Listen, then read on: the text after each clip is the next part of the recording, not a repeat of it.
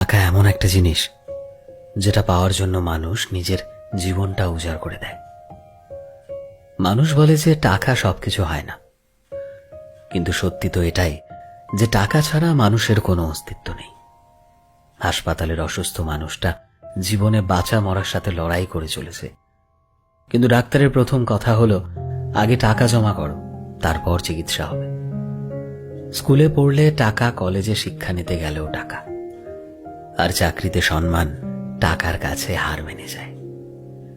কোথাও গেলে টাকাটাই সবার আগে দরকার হয়।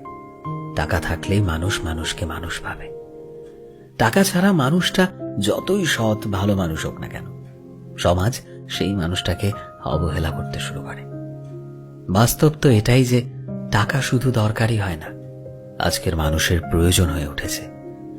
যার কাছে টাকা আছে সেই ঠিক, সে সব থেকে বড়, সে সবচেয়ে বড় সম্মানের যোগ্য।